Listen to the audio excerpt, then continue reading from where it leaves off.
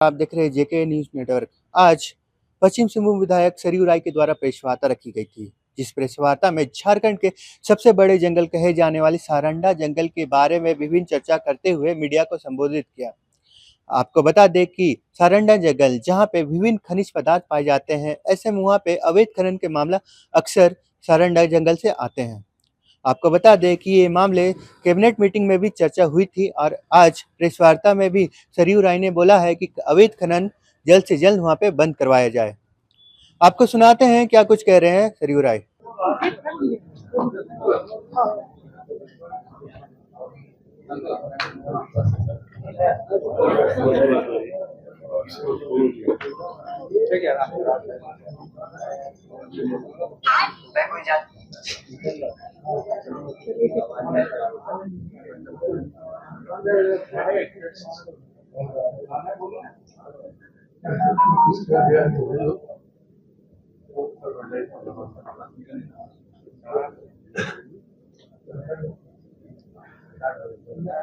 हो गया, शुरू किया जा सकता। और नवरात्र में अष्टमी के दिन आपको तकलीफ देने के लिए क्षमा प्रार्थी हूँ। जो विषय आज की वार्ता का है उसके बारे में पहले से ही मैंने सूचना भिजवा दिया था। आप सभी अवगत हैं कि सारंडा सघन वन क्षेत्र में सेंचुरी बनाने के मुद्दे पर माननीय सर्वोच्च न्यायालय ने कड़ा रुख अपनाया है और आदेश में कहा है कि आप 7 अक्टूबर तक इसको सेंचुरी घोषित करिए। 8 प्रमुख सचिव स्वयं उपस्थित हों सशरीर सुप्रीम कोर्ट के सामने, और ऐसा नहीं होगा तो मुख्य सचिव के जेल जाने की नौबत आ सकती है। इससे कड़ा आदेश सर्वोच्च न्यायालय का नहीं हो सकता है। और सर्वोच्च न्यायालय के आदेश की पृष्ठभूमि में आप पिछले 24 जून को सुप्रीम कोर्ट में सशरीर उपस्थित हुए थे झारखंड सरकार के वन पर्यावरण सचिव। उन्होंने सेंचुरी घोषित नहीं होने के लिए सर्वोच्च न्यायालय के सामने क्षमा याचना की थी और यह आश्वस्त किया था कि बहुत जल्दी ही हम लोग सेंचुरी घोषित कर देंगे। उन्होंने कहा कि हम लोग ने इस मसले को wild life institute of India Dehradun भेजा है। उनकी टिप्पणी आते ही ये मामला स्टेट वाइल्ड लाइफ बोर्ड के सामने जाएगा। उसके बाद कैबिनेट से होकर सेंचुरी घोषित की जाएगी। मगर तब तक स्टेट वाइल्ड लाइफ बोर्ड बना भी नहीं था। अब WII जो wild life institute of India है उसने अपना प्रतिवेदन दे दिया और प्रतिवेदन सारंडा में सेंचुरी बनाने के पक्ष में है। इसके बाद सरकार ने एक जूनियर अफसरों की एक समिति बना दी। उसके बाद सुप्रीम कोर्ट ने कड़ा रुख लिया है। तब झारखंड सरकार ने अपनी एक मंत्री परिषद की उप समिति बनाया है और उप समिति आज सारंडा क्षेत्र में गई है। तो आज का प्रेस कॉन्फ्रेंस इसी पृष्ठभूमि में है कि सर्वोच्च न्यायालय ने जो आदेश दिया उसके पीछे खुद झारखंड सरकार के वन पर्यावरण विभाग के सचिव का आश्वासन है। इनके जो वन्य जीव प्रतिपालक हैं वाइल्ड लाइफ वार्डन, उन्होंने पहले ही दे दिया है कि सारंडा के करीब 57,000 हेक्टेयर में वाइल्ड लाइफ सेंचुरी बनाई जाएगी और 103 वर्ग किलोमीटर में रिजर्व फॉरेस्ट घोषित किया जाएगा। इसके बाद भी सरकार अधिसूचना नहीं जारी कर रही है। अब हम लोग पीछे जाकर देखेंगे तो आप सभी को ध्यान में होगा कि हमारे मधु कोड़ा जी मुख्यमंत्री थे, उस समय हम लोगों ने इस मामले को उठाया था। सारंडा के साथ लॉ हैज खनन के बारे में सरकार क्या बर्ताव कर रही है। ये हमारी किताब है, हमारे वेबसाइट पर उपलब्ध है और फ्री में है, कोई भी वहां से लेके देख सकता है। इसमें विस्तार से उन्होंने दिया था कि कितना अवैध खनन हो रहा है। उसके पहले भी मैं अभी आपको एक सॉफ्ट कॉपी में चला जाएगा हम लोगों का जो हैंड आउट है, उसमें हमने इतिहास दिया है कि सारंडा में कब से खनन शुरू हुआ। 1906 से खनन शुरू हुआ और 1906 से लेकर आज तक कितनी सरकारी कंपनियों ने और कितनी निजी कंपनियों ने लीज प्राप्त किया है लौह अयस्क के खनन के लिए। अब वो सारे लीज अभी भी पूरा नहीं हुए हैं। उसके बाद 2006 में इतनी होड़ मची सारंडा में लौह अयस्क खनन लीज लेने के बारे में कि जितना सारंडा का क्षेत्रफल है वो पूरे क्षेत्रफल के बराबर लोगों ने लीज का आवेदन दे दिया और सरकार ने उसको स्वीकार किया आवेदन। उसमें कोई भी था जो जूता बनाने वाला है, जो साइकिल बनाने वाला है, जो घड़ी बनाने वाला है, ये सब कंपनी वाले भी लौह अयस्क के लीज में आ गए क्योंकि उसमें लौह अयस्क की कीमत काफी ऊंची गई थी। चीन में ये एक हो रहा था ये खेल का, उसके लिए लौह अयस्क की जरूरत, उनको लोहा बनाने की जरूरत थी। तो हम लोगों ने उस मामले को उठाया था कि सारंडा का जितना क्षेत्रफल है उससे ज्यादा क्षेत्रफल में खनन लीज का आवेदन आ गया है, सरकारी कोई टिप्पणी नहीं है। इसी तरह से झारखंड के अलावे दूसरे राज्यों में भी अवैध खनन गतिविधियां शुरू हो गई थी। उस समय हम लोगों ने एक सारंडा संरक्षण अभियान आरंभ किया। क्या होना चाहिए सारंडा में। अब इसके बाद इसको गंभीरता से भारत सरकार ने लिया और 2010 में भारत सरकार ने रिटायर्ड सुप्रीम कोर्ट के जस्टिस एम.बी. शाह, उनकी अध्यक्षता में एक कमेटी बनाया। उस कमेटी ने विस्तार से अवैध खनन की जांच किया और सारे मामलों को सामने रखा और सारंडा में क्या होना चाहिए अभी बताया। कोई कार्रवाई नहीं। उसके तुरंत एक साल के बाद भारत सरकार के निर्देश पर झारखंड सरकार ने integrated wild life management plan बनाने के लिए एक कमेटी बनाई जिसका लीडर बनाया हमारे पलामू के प्रोफेसर डी.एस. श्रीवास्तव। इस कमेटी ने भी रिपोर्ट दिया। उसके बाद 2014 में भारत की सरकार ने कैरिंग कैपेसिटी ऑफ सारंडा का अध्ययन करने के लिए एक बहुआयामी विशेषज्ञों का समूह बनाया। उसने अपनी रिपोर्ट दिया। उसके बाद mining plan for sustainable mining, इसके लिए भी एक कमेटी भारत सरकार की बनी। उसने भी सारंडा में किस तरह से सस्टेनेबल माइनिंग करिए ताकि खनन भी हो और जंगल की विशेषता भी बचे, ये रिपोर्ट दिया। इसमें माइनिंग के लिए नो माइनिंग एरिया और माइनिंग एरिया दोनों को भी डिफाइन किया। इसके पहले खुद राज्य सरकार के वन विभाग ने भारत सरकार के डीजी फॉरेस्ट के पत्र के आधार पर 3 साल तक मेहनत किया और सारंडा क्षेत्र में जिसको कहते हैं इनवायलेट कंपार्टमेंट, अभग्न क्षेत्र बनाया नंबर के साथ, और ये दिया कि इस क्षेत्र में कभी भी खनन नहीं किया जाएगा, ये क्षेत्र संरक्षित क्षेत्र रहेगा। इसका क्षेत्रफल करीब करीब 63,000 हेक्टेयर के आसपास था। इतनी सारी चीजें सामने रहने के बाद और सुप्रीम कोर्ट के सामने आश्वासन देने के बाद झारखंड की सरकार ने एक कैबिनेट उप समिति बना दिया है। ये कैबिनेट उप समिति विचार करेगी और वह मंत्रिपरिषद को सलाह देगी।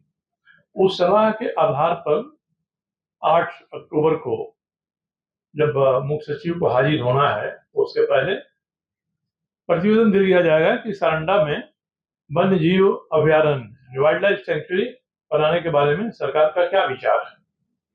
तो ऐसा लगता है कि अब तक जितना अध्ययन हो चुका है उससे अधिक अध्ययन करने वाली कोई समिति नहीं बन सकती है और सर्वोच्च न्यायालय ने स्पष्ट आदेश दिया है। इसके बाद भी सरकार का इसमें सक्रिय नहीं होना, गंभीरता से नहीं लेना, यह आश्चर्य की बात है। आखिर कैबिनेट उप समिति को कौन ऐसा परामर्श देगा क्षेत्र में जाकर। तो इस मामले में बात यही आ रही है कि जो सारंडा का सर्वेक्षण करने के पक्ष में नहीं है या सारंडा में सेंचुरी बनाने के पक्ष में नहीं है, उनका ये कहना है कि खनन से विकास होगा। और खनन रुकेगा तो विकास के लाभ से देश वंचित होगा। वहाँ के जो स्थानीय लोग हैं उनको भी नौकरी मिलेगी। हम लोगों का इतना ही कहना है कि सारंडा में जब से खनन हो रहा है 1906 से तब तक, और आयरन ओर के अलावे कोयला का खनन हो रहा है धनबाद में, झरिया में, रामगढ़ में, हजारीबाग में, पलामू में, सभी जगह खनन हो रहा है। तो आकलन करते कि कितना लाभ मिला है यहाँ के स्थानीय लोगों को इस खनन से। ठेका लेती है बड़ी कंपनियां, ट्रांसपोर्टेशन का ठेका लेती हैं बड़ी कंपनियां, केवल मजदूरी के नाम पर थोड़ा यहाँ सहायता मिलती है स्थानीय लोगों को, और वो भी अब मजदूर की जगह मशीनें काम करने लगी हैं। तो इसके आधार पर पूरे सारंडा को तहस नहस कर देने का जो अभियान निहित स्वार्थी तत्वों का है, सरकार को उसकी जाल में नहीं फंसना चाहिए। एक बार सरकार 2006-07 में इस जाल में फंस चुकी है, दोबारा ये मौका आया है, और फिर ये सरकार अगर जाल में फंसेगी तो पूरे सारंडा क्षेत्र के वन्य जीवों को नुकसान होगा, पर्यावरण को नुकसान होगा। ये मामला हमने पहले भी उठाया था। आज भी जो एनजीटी के सामने गए डॉक्टर आर.के. सिंह इसको लेकर, एनजीटी ने 2 साल पहले कहा कि आप वन्य जीव अभयारण्य घोषित करिए, इन्होंने नहीं किया। उसके बाद नहीं हुआ तो 2 साल के बाद आर.के. सिंह और डॉक्टर डी.एस. श्रीवास्तव जो integrated wild life management plan इन्होंने बनाया था, ये सुप्रीम कोर्ट गए कि सरकार सुप्रीम कोर्ट एनजीटी के आदेश को लागू नहीं कर रही है, तब आज की ऐसी स्थिति पैदा हुई है। अब इस संबंध में मेरा इतना ही कहना है कि राज्य की सरकार को विचार करना चाहिए जनता का हित क्या है उसके ऊपर, राज्य का हित क्या है, पर्यावरण का हित क्या है। और आप सभी जानते होंगे कि सारंडा में साल वन है, ऊपर में साल के पेड़ हैं और नीचे में काफी जगहों पर लौह अयस्क है। अब साल के बारे में कहा जाता है कि 100 साल खड़ा, 100 साल पड़ा, तब भी जौ भर भी नहीं सड़ा, इसलिए हम लोग इसको ग्रीन स्टील कहते हैं।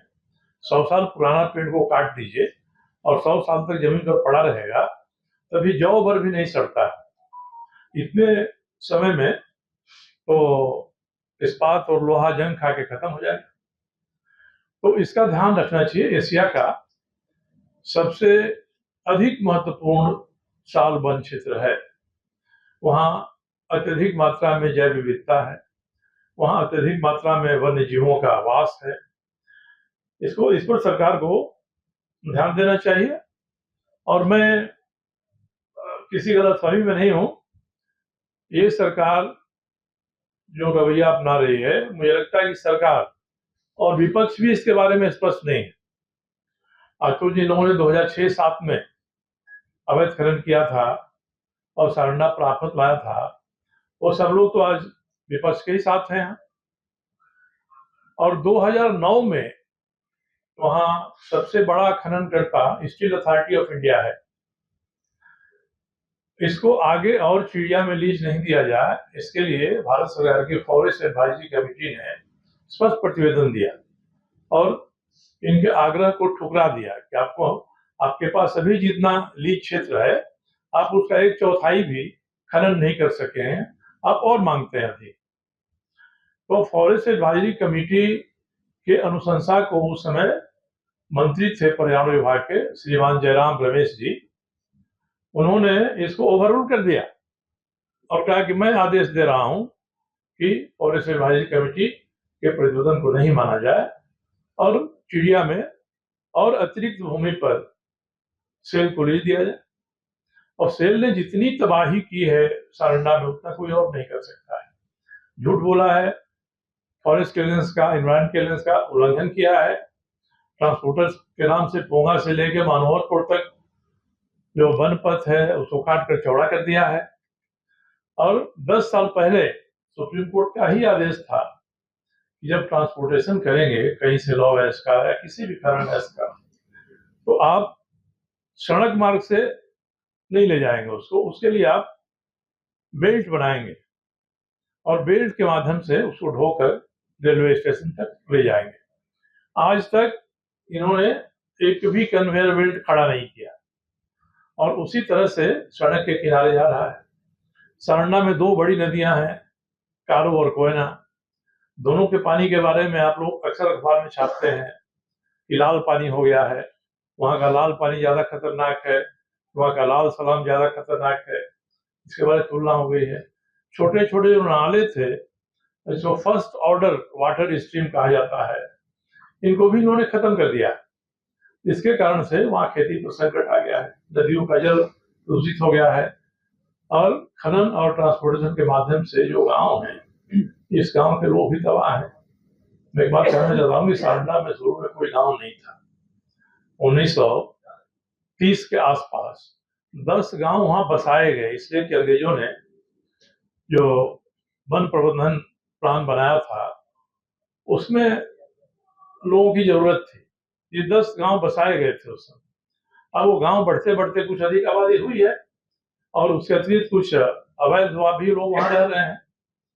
तो इतना सब होने के बाद भी राज्य की सरकार अभी भी बहाना ढूंढ रही है कि किस तरह से सर्वोच्च न्यायालय के आदेश का पालन नहीं किया गया। हम लोग इस मत के हैं कि लॉ एस की माइनिंग होनी चाहिए और साथ ही में सारंडा के सघन वन का संरक्षण भी होना चाहिए। एक भी उदाहरण नहीं मिलेगा 1906 से लेकर आज तक कि जहां लीज एरिया में माइनिंग हुई है, उसको खोद दिया गया है, तो उसका माइनिंग क्लोजर प्लान को लागू करके उसको भर दे, फिर आगे खनन करे। यह स्थिति कोयला के बारे में भी है। आप सीसीएल, बीसीसीएल, ईसीएल के क्षेत्र में चले जाइए तो आज तक एक भी माइन का इन्होंने माइनिंग क्लोजर प्लान नहीं किया है, जबकि वही चले जाइए एसीसीएल में, डब्ल्यूसीएल में ये सब हो रहा है। खुद झारखंड में नोआ मुंडी में टाटा स्टील की माइंस है, आयरन ओर की। वहां जाइए, देखिए, वो माइनिंग करते जाते हैं, पैसे बढ़ते जाते हैं और उसको कितना स्वच्छ रखे हैं। तो टाटा स्टील प्राइवेट पार्टी है, वो ऐसा कर सकती है, मगर सेल जो भारत सरकार का की सबसे बड़ी कंपनी है, नवरत्न कंपनी है, वह लोगों के सुविधा के बारे में, पर्यावरण के संरक्षण के बारे में कोई ख्याल नहीं रख रही है। और जब जयराम रमेश जी ने एक मामले में ओवररूल किया फॉरेस्ट एडवाइजरी कमेटी को, तो उसके बाद जयंती नटराजन जी आई मंत्री होकर, उन्होंने 5 के बारे में ऐसा ही किया और 5 निजी क्षेत्र के लोग थे। तो इस तरह से ये लगता है कि भारत सरकार में भी एक ऐसी लॉबी है जो पर्यावरण संरक्षण को महत्व नहीं देती है और माइनिंग करके, हम लोग का ये कहना है कि माइनिंग करिए।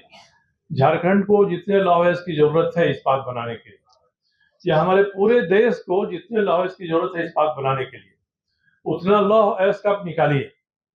मगर आप अगर इसका ट्रेडिंग करने के लिए, बेचने के लिए, इसका निर्यात करने के लिए, विदेश में भेजने के लिए यहाँ माइनिंग करिएगा, तो राष्ट्र के हित में नहीं है। दीर्घकालीन हित राष्ट्र कैसे प्रभावित होगा। तो इसी आधार पर, इसी तर्क के आधार पर जो मुकदमे हम लोगों के साथियों ने एनजीटी में सुप्रीम कोर्ट ने किया, तो सुप्रीम कोर्ट का आदेश आ रहा है। मैं राज्य सरकार से आग्रह करूंगा कि सुप्रीम कोर्ट के आदेश का पालन करिए। आपने अभी तक जो रिपोर्टें आई है कैरिंग कैपेसिटी की, सस्टेनेबल माइनिंग प्लान की, उसको लागू करिए। आप माइनिंग करिए, सस्टेनेबल माइनिंग करिए, माइनिंग भी हो और पर्यावरण को और वनों को नुकसान भी नहीं हो। ये नहीं होता है, और ये नहीं होगा तो इसी तरह से बेतरतीब माइनिंग चली जाएगी। मैं एक उदाहरण बता रहा हूं आपको। सारंडा में एक विजया 2 खदान है, पहले उषा मार्टिन की थी, टाटा स्टील ने ले लिया, तो टाटा स्टील की है। वो साल भर से दौड़ रहे हैं कि हमारा जरा लीज एक्सटेंड कर दीजिए, इसको माइनिंग बंद है। अगर चिंता रहती तो सरकार उस पर विचार करती। इसी तरह से सेल के पास फाइन्स का पहाड़ खड़ा हुआ है। आयरन रोड निकालते हैं तो छोटे छोटे कण होते हैं, फाइन्स होते हैं, वो रह जाते हैं, वो बाजार में नहीं बिकते हैं। अब 10-15 साल से टेक्नोलॉजी आ गई है, उसका प्लेटाइजेशन की, उसको पैलेट बनाइए। और सारंडा सघन वन क्षेत्र में सेंचुरी बनाने के मुद्दे पर माननीय सर्वोच्च न्यायालय ने कड़ा रुख अपनाया है और आदेश में कहा है कि आप 7 अक्टूबर तक इसको सेंसिटिव घोषित करिए। 8 को मुख्य सचिव स्वयं उपस्थित हों सशरीर सुप्रीम कोर्ट के सामने, और ऐसा नहीं होगा तो मुख्य सचिव के जेल जाने की नौबत आ सकती है। इससे कड़ा आदेश सर्वोच्च न्यायालय का नहीं हो सकता है, और सर्वोच्च न्यायालय के आदेश की पृष्ठभूमि में पिछले 24 जून को सुप्रीम कोर्ट में सशरीर उपस्थित हुए थे झारखंड सरकार के वन पर्यावरण सचिव। उन्होंने सेंचुरी घोषित नहीं होने के लिए सर्वोच्च न्यायालय के सामने क्षमा याचना की थी, और यह आश्वस्त किया था कि बहुत जल्दी ही हम लोग सेंचुरी घोषित कर देंगे। उन्होंने कहा कि हम लोग ने इस मसले को wild life institute of India Dehradun भेजा है। उनकी टिप्पणी आते ही ये मामला स्टेट वाइल्ड लाइफ बोर्ड के सामने जाएगा, उसके बाद कैबिनेट से होकर सेंचुरी घोषित की जाएगी।